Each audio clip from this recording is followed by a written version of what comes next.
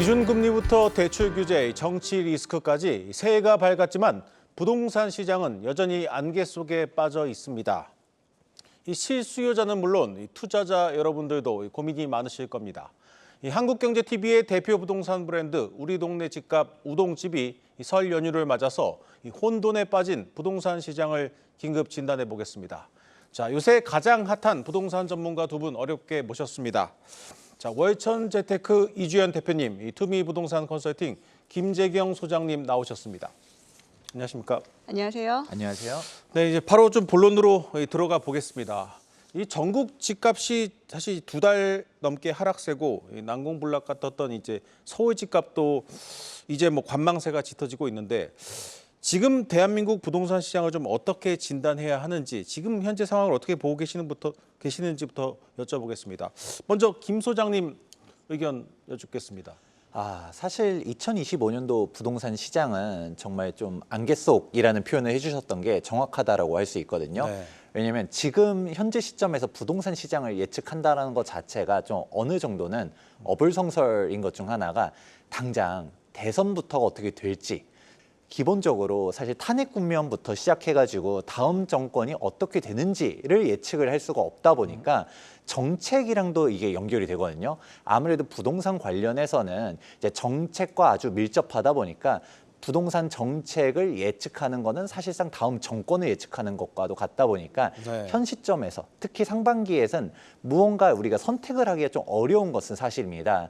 그렇다 보니까 많은 분들이 또 정치 사회적으로 혼란스럽다 보니까 부동산 시장으로 지금 투자를 결심하기보다는 좀 하반기에 가볼까라고 하면서 좀 선택을 유보하는 사람들이 많다 보니 상반기 시장은 조금 혼란스럽고 그리고 조금 거래 좀 침체될 가능성이 높긴 합니다. 그런데 이제 하반기 이후로는 좀 중요하다라고 볼 수 있는데 아무래도 대표적으로 2026년도부터 서울을 중점적으로 해가지고 이제 공급 절벽이 찾아오다 보니까 아무래도 이제 공급에 대한 감소가 예상되는 만큼 매매 가격뿐만 아니라 전세 가격도 역시 출렁거릴 거라고 예상이 되고 있습니다.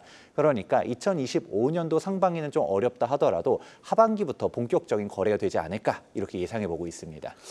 네, 그렇다면 이주연 대표님은 어떻게 보고 계십니까? 예, 레고 사태 때부터 이제 고금리가 시작되면서 전세가 먼저 영향을 미쳤고요. 네. 이제 따라서 이제 매매값도 영향을 미치면서 하락이 지속이 됐었고, 이제 23년부터 아주 상급지를 중심으로 이제 반등이 시작이 되었고요. 24년도 또한 갈아타기를 중심으로 이제 마용성 정도 되는 급지 정도부터 이제 상승세가 있었지만 네. 골고루 오른 것이 아니라 얼죽신이라든가 아니면 정말 상급지, 차별화, 양극화 이런 키워드가 24년이었거든요. 그래서 꾸준하게 이제 다음 급지까지 올라야 될 타이밍에 대출 규제가 오면서 멈췄던 게 이제 작년 가을이에요. 그래서 이제 좀 장이 또 조금 더 확산되겠다라는 기대감이 있었는데 아시다시피 지금 전국이 혼란스럽다 보니까 네. 지금 현재 상황까지도 조금 혼란스러운 상황입니다. 근데 지금 현재는요 입주가 많은 상황입니다.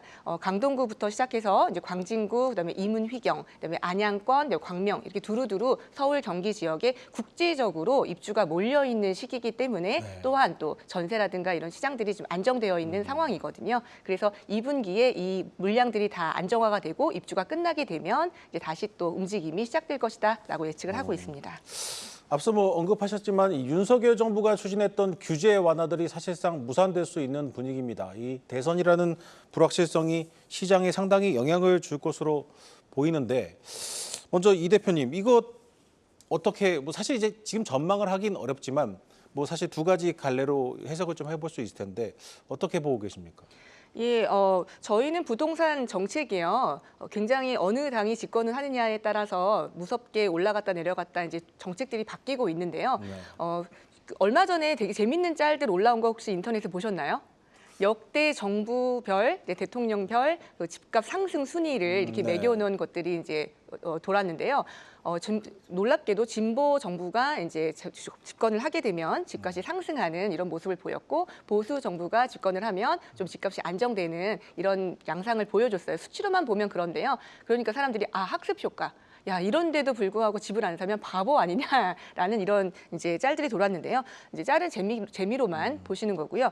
이게 정책이 왜 중요하냐면 누가 집권을 하느냐, 어느 당이 집권을 하느냐에 따라서 정책들이 결정이 되기 때문에 지금은 누가 될 것인가가 중요한 시점입니다. 그런데 저희가 지난 3년간, 3번의 그 대선을 한번 살펴봤어요. 여론조사 대선이 끝날 때까지 어떻게 후보들이 왔다 갔다 여론이 바뀌는지 봤더니 한 치 앞을 내다볼 수가 없던 거예요. 네. 원래 이제 두각을 나타내던 후보가 이제 막판 레이스에 가면 또 뒤집히기도 하고 역전의 레이스가 일어나기도 하고 그래서 누가 되느냐에 따라서 중요하기 때문에 4월 내지 3월 정도 양 당이 이제 대표를 결정을 해야 후보자를 결정을 해야 저희가 그 후보자의 성향과 또 이제 후보자의 그 또 쫙 이렇게 그 내용들을 이렇게 받쳐주는 분들이 생기잖아요. 그럼 정책이 나오기 때문에 부동산 정책을 다시 한번 꼼꼼히 그때 가서 좀 봐야 된다. 지금은 약간 간을 보고 있으셔야 된다. 누가 될지는 알 수가 없는 상황이다라고 판단할 수 있습니다.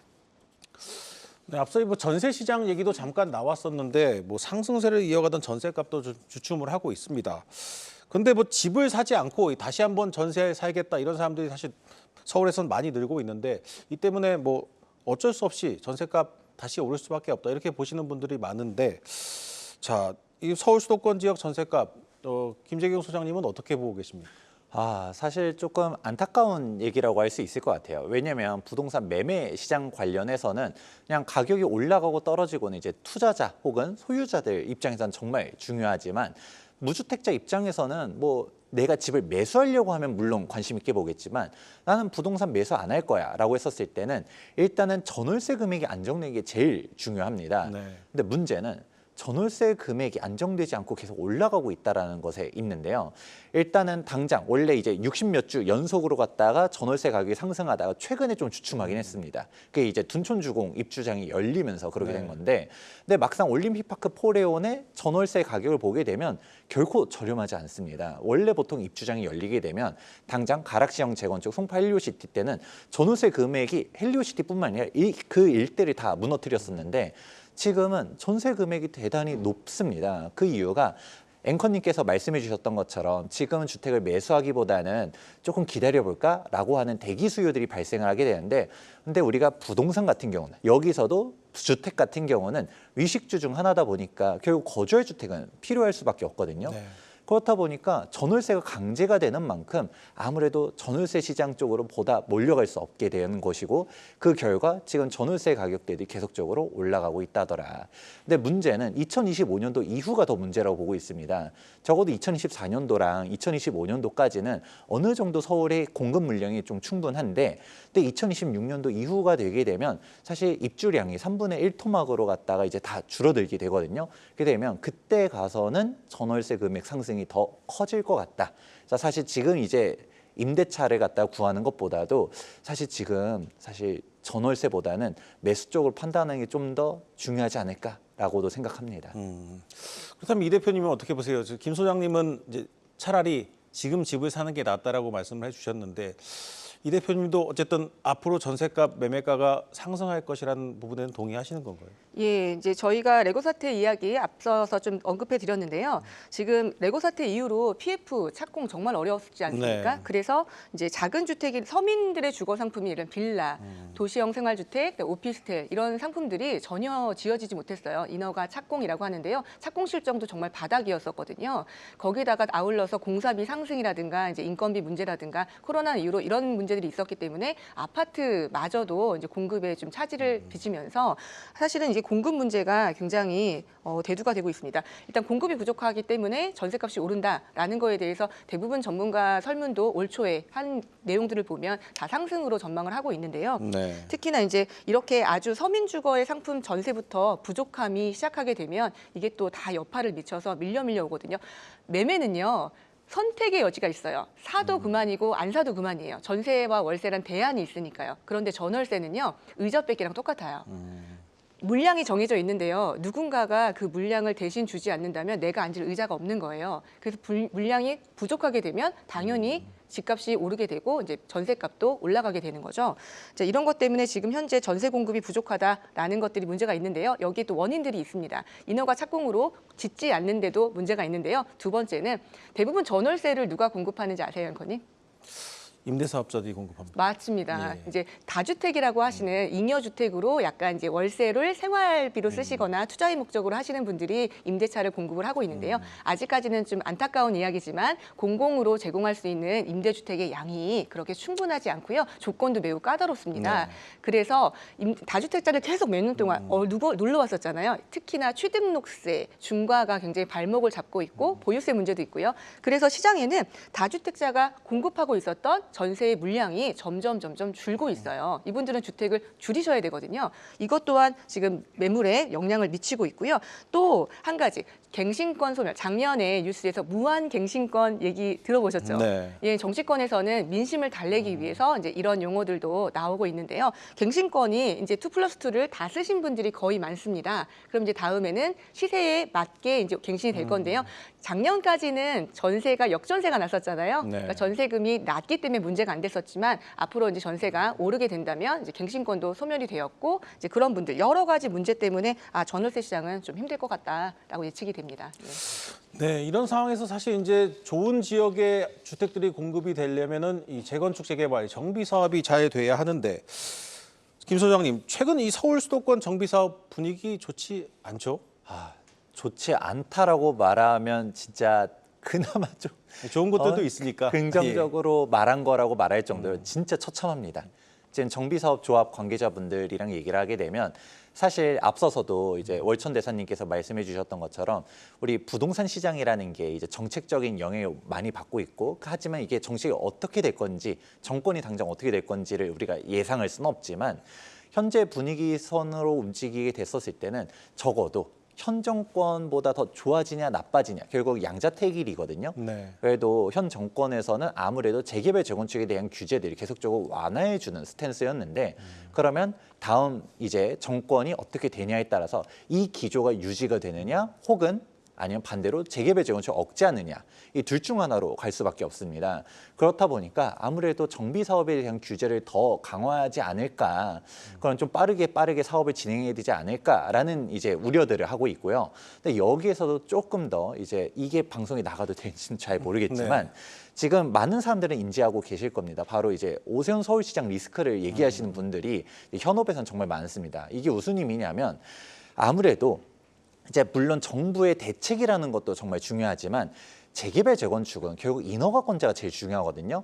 정비 사업의 인허가권자는 시도지사입니다.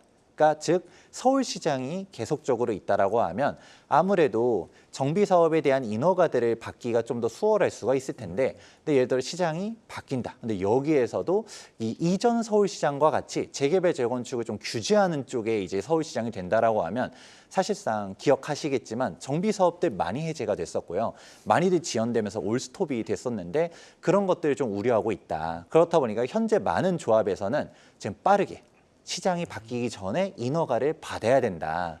즉 최소한 사업 시행 인가를 받으면 너무 좋고 근데 만약에 사업 시행 인가까지 가기엔 너무 촉박하다라고 하면 적어도 건축 심의까지는 받아야 된다라고 하면 속도전으로 조금 바뀌고 있는 분위기입니다. 네, 이제 좀 방향을 돌려서 이 실수요자분들 지금 이 시점에도 집을 꼭 사야 하거나 갈아타고자 하시는 분들을 위한 질문을 해보겠습니다. 이 대표님, 먼저 이 집을 사고 싶은 분들 있지 않습니까? 지금 이 시점에 무엇이 가장 중요하겠습니까? 사실 한번 이게 뭉뚱그리지 말고 가격대별로 나눠서 이 정도 가격대면 이런 생각을 하셔야 되고 이 정도 가격대면 이렇게 보시는 게 좋다 한번 설명을 해주신다면. 지금은 정말 각자 도생의 시대이기 때문에 각자의 상황에 잘 맞춰서 움직이셔야 되는데요. 자, 이제 신규 구매자라면 반드시 청약과 그다음 일반 구매를 저울질 하셔야 됩니다. 청약, 계약, 만약이 있는데요. 이제 청약을 하실 수 있는지 잘 따져보셔야 되고 뚝심 있게 20년 동안 아이 2명 이상 낳으시면서 정말 100년 해로 하시면서 아주 금슬이 좋은 부부라면 사실 청약도 굉장히 좋은 전략입니다. 왜냐하면 오래 기다리게 되면 또 강남권에 로또 청약이 나올 것이기 때문인데요. 네. 사실 그 사이에 집 마련하지 않기 때문에 지금 겪는 부부들의 갈등들이 있잖아요. 청약은 좀 꼼꼼하게 살펴보셔야 될 것 같고 청약이 안 될 것 같으면 지금 현재 또 조정기이기 때문에 또 강남권의 로또 청약을 제외하면 나머지 지역들은 사실 시세 분양을 합니다. 분양가가 1억만 싸면 참 좋을 텐데 좋은데 시세와 똑같고 거기에 중도금 이자와 그다음에 옵션까지 하면 사실 시세보다 비싼 아파트 네. 청약도 많거든요. 그래서 주변에 금매나 혹은 가격을 조정해주는 준구축이라든가 준신축이라든가 신축 단지가 가격이 좀 적당하다면 지금은 일반 매매를 하시는 것도 방법일 것 같고요. 자, 지금은 이제 새로 사시는 분들은 사실 타이밍만 잘 보시면 돼요. 아주 쌀 때 남들 다 죽겠다고 할 때 서울 집값이 30%, 20% 정도 빠지게 되면 용기를 가지시고 구매를 하시면 되는데요. 문제는 갈아타기 하시는 분들이죠. 그렇죠. 갈아타기 하시는 분들은 집이 팔려야 그 돈을 가지고 맞춰서 움직일 수가 있는데 작년, 재작년 특징이 아까 말씀드렸다시피 양극화였잖아요. 팔리는 것만 팔리고 대단지 신축만 팔리고 그래서 내 집이 팔려야 사실 그런 곳으로 갈 수가 있잖아요. 이분들이 계속 썸 탔다고 말씀드렸잖아요. 계속 시세를 보고 계셨어요. 근데 구매를 못 하시다 보니 문제가 생기는데요. 잘 보시면 30억대 토지 허가제가 이제 풀릴 것 같다, 검토를 한다라는 이야기가 나오자마자 벌써 몇몇 단지에서는 금매들이 움직이기 시작하고 하루에 집을 20명 보고 간 단지도 있다고 합니다. 네. 이럴 정도로 지금 금매가 벌써 움직이고 있는데요. 그렇다면 가장 필요한 것이 뭔지 아세요? 용기와 희생이에요. 그래서 내 집을 희생 있게 좀 가격을 적당하게 팔고자 하시는 분들은 가격을 조정하길 원하시고요. 구매를 하시는 분들은 금매를 원하시거든요. 네. 그래서 가격을 단지 내에서 면밀히 보시고 경쟁 매물보다 좀 빠르고 싸게 그 대신 잔금 일정 빨리 당겨서 하셔야 되고 그래서 상급지는 30억대 이상을 보고 계시는 분들은 조금 빨리 움직이셔야 될 것 같다라고 조언을 드리고 싶고요. 네. 예, 20억대 이상을 보시는 분들 같은 경우 마포라든가 성동구의 신축이 이제 해당이 될 텐데요. 이제 투미 소장님께서 굉장히 잘하시는 지역이시죠. 이런 지역들은 사실 신축은 작년에 많이 매매가 됐고 좀 팔렸습니다. 그런데 그 신축의 대장주 말고요. 그래도 10년 차 이상의 이제 지하 주차장도 있고 양호한 요건에 있는 단지들이 약간 덜 오른 단지들이 있습니다. 그런 단지, 그 다음 단지들 혹은 이런 동네에 40평대 이상의 대형 평수들은 아직 가격을 많이 회복하지 못한 상황이에요. 작년에 대형 인기가 없었거든요. 네. 그래서 그런 평수들도 좀 눈여겨보시고 정말 입지가 양호한데 단지 구축이라는 이유 때문에 가격이 많이 지금 벌어져 있다면 그런 곳도 보시면 좋을 것 같은데요. 단 올해는 좀 골고루 가격이 더 올라갈 것 같습니다만 저희가 회전율이라는 걸 반드시 따져보셔야 되는데요. 그 단지가 거래가 빈번하게 매매가 빈번하게 일어나지 않아서 회전율이 떨어지는 단지라면 좀 주의하셔야 될 것 같고요. 그렇지 않고 30대와 40대가 선호하는 출퇴근 단지, 아이 키우기 좋은 단지 이기 때문에 구축이라서 여태까지 못 올랐던 단지가 있다면 그런 단지도 한번 가격이 좀 좋으니까요. 살펴보시면 좋을 것 같고요. 뭐 어렵게 보신 두 분이니까 이번에는 조금 더 뻔한 질문 말고 구체적으로 한번 들어가 보겠습니다. 자, 이두 분이 생각하시기에 지금 들어가도 괜찮다 이런 지역들이 있으실 텐데 먼저 김 소장님부터 뭐 어떤 지역에 지금 투자를 하거나 어떤 지역에 뭐 매수는 해도 좋다 어떻게 보고 계십니까? 뭐 결론부터 말씀드리자면 지금 불확실성이 크지만 이 불확실성이 해소가 되었을 때도 괜찮을 곳 혹은 우리가 이제 결국 시나리오대로 가는 건데 어느 쪽으로 간다 하더라도 괜찮은 곳이 결국 어디냐라는 거였거든요. 그러면 일단은 결국 우리는 정권이 예를 들어 바뀌어서 다주택자에 대한 규제가 다시 강화됐을 때도 그러면 어떤 쪽으로 이제 부동산 흐름이 흘러가는가 생각해 보면 결국은 서울 상급지들이 계속 올라갈 가능성이 매우 높긴 합니다. 네. 그렇다 보니까 그러면 우리가 지금도 반포나 압구정 같은 경우는 신고가를 갱신하고 있는데 근데 이런 얘기를 하게 되면 사실 시청자 여러분들께서는 괴리감이 있죠. 그렇죠. 아니 거기 우리가 5, 60억에서 막 100억씩 하는 데들을 어떻게 들어가냐라고 하게 되는데 그러면 일단은 내가 가고 싶은 지역이 정확히 어디인지를 그 목적 대상을 명확하게 하고서 그 지역이 예를 들어서 남들이 봤을 땐 팔려고 하는 지역인지 좀 더 노골적으로 얘기한다라고 하면 이제 양극화가 나타나고 있거든요. 그건 서울 수도권과 지방 간의 양극화, 그 서울 내에서도 아파트와 비아파트 간의 양극화, 똑같은 아파트 내에서도 신축과 구축 간의 양극화가 나타나고 있는데 그러면 나는 사람들이 선호하는 주택 유형인가를 판단하고서 가시면 된다고 합니다. 그러면 이걸 좀 더 구체화하게 되면 그냥 복잡하게 볼 거 없이 내가 강남이면 당연히 좋겠지만 다 강남 못 가니까 그래도 서울에 신축 아파트라고만 한다 하면 은평구에 있든 노원구에 있든 상관할 바 없이 괜찮다고 보고 있습니다. 왜냐하면 제가 또 정비 사업을 주로 보다 보니까 네. 이게 구축 아파트 같은 경우는 재건축 가능성과도 연결해서 봐야 되거든요. 근데 재건축에 대한 사업성이 점점 낮아지는 부분들도 있고, 즉 인센티브가 제대로 다음 정권에서 지원이 안 된다라고 하게 되면 재건축에 대한 기대감들은 계속 떨어질 수 있고, 그러면 재건축 기대감을 올라가 있었던 프리미엄이 거꾸로 빠질 수도 있습니다. 네. 그렇다 보니까 가능하면 신축 쪽으로 가라고 말씀드리고 싶고요. 그런데 그래도 우리가 신축 아파트 좋은 거 몰라서 못 가는 게 아니거든요. 아무래도 비싸다 보니까 상대적으로 좀 더 저렴하게 움직이고 싶으신 분들 같은 경우는 또 금액대를 갖다가 좀 더 싸게 들어가겠다. 그러면 앞서 얘기했던 것처럼 정비 사업 중에서도 인허가 리스크가 어느 정도 해소된 곳들, 즉 사업 시행 인가 이후에 있는 곳들로 진입해 보면 좋을 것 같다. 그러면 우리가 단계들이 이렇게 밟아 나간 곳들은 비싸다라고 생각할 수 있겠지만, 당장 강북이라고 한다 하더라도 예를 들어서 우리가 관리처분 인가까지 났어요. 이문희경 뉴턴, 여기서도 구체적으로 이문 4구역 같은 경우도 5구 타입 같은 경우는 5억대로도 아직 진입할 수 있고요.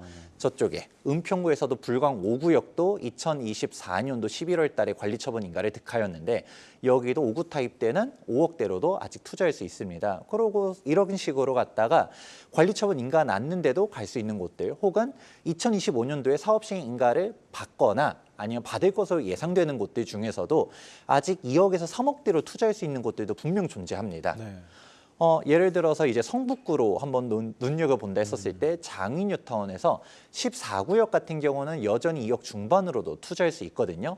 이런 식으로 우리가 그냥 정비 사업 때 어렵다, 속도 빠른 데는 다 비싼 거 아니냐라고 이제 눈 감아버리면 선택지가 없겠지만, 잘 찾아보다 보면 이 와중에서도 기회가 있다라고 말씀드려 보도록 하겠습니다. 네, 결국은 서울이란 말씀이신군요.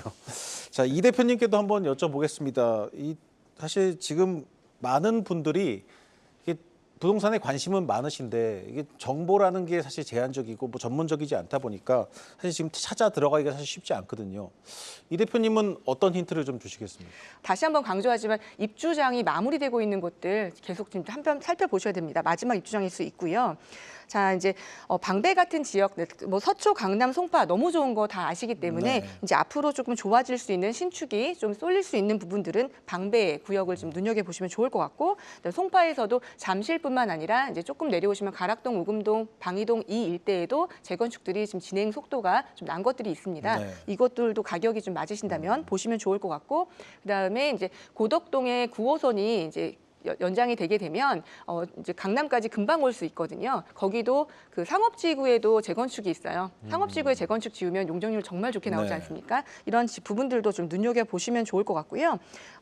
이제 경기도에 이제 안양이라든가 이제 광명이라든가 입주장이 마무리되고 있는 곳들, 이런 곳들은 지금 마지막 입주장일 수 있으니까 눈여겨보시고, 마이너스 프리미엄도 종종 있습니다. 그래서 현장 가시면 조건 맞는 거 있을 수 있으니까 좀 살펴보시면 좋을 것 같고, 단 이걸 투자로 물어보신다면 좀 다른 이야기예요. 다주택자분들은 아직까지도 취득록세 중과도 묶여 있고요. 사실 취득록세는 많이 내더라도 나중에 양도세에서 감면받는다라고는 하지만, 또 취득하시게 되면 보유세의 부담도 네. 여전히 남아있는 상황이고, 지금 사실 다음 대선도 알 수가 없는 상황이잖아요.